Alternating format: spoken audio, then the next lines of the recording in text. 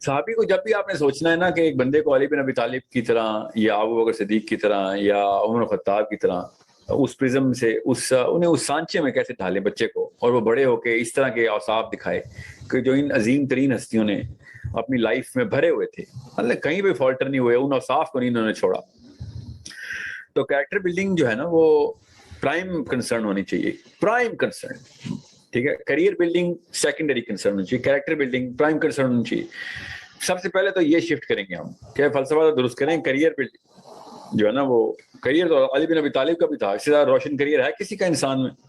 غیر نبیوں کے بعد نبیوں کے بعد غیر نبیوں میں یہ تین بندے ہیں جنہوں نے آپ نے نام لیے ہیں تو ٹاپ آف دا ورلڈ ہیں. ابو بکر صدیق، عمر خطاب، علی bin Abi Talib, top of the world. You know achievement over achievement over achievements. ٹھیک ہے، سو مچ سو کہ علی بن ابی طالب نے تو کہہ دیا کہ ہر نیکی سے پہلے علی بن ابی طالب علیہ السلام ارشاد فرما رہے ہیں کہ ہر نیکی سے پہلے ابو بکر ہے.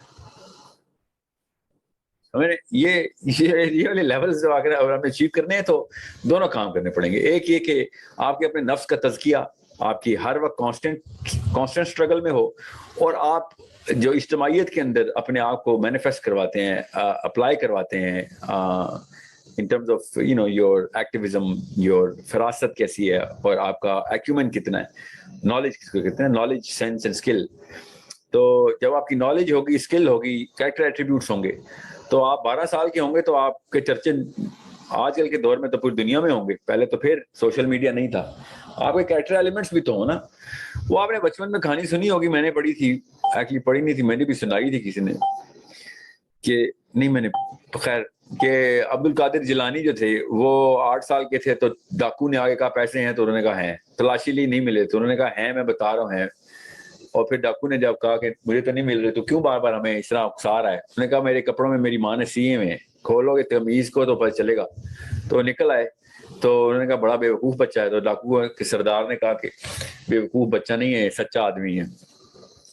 انہوں نے پوچھا کہ بیٹا کیوں بتایا آپ نے، آپ کو نقصان ہونا تھا؟ اس نے کہا نقصان فائدہ تو اللہ کے ہاتھ میں ہے. مجھے جب پتا ہے کہ جھوٹ بولنے سے گندی کوئی چیز نہیں ہے تو میں جھوٹ تو نہیں کبھی بولوں گا پیسوں کے پیچھے.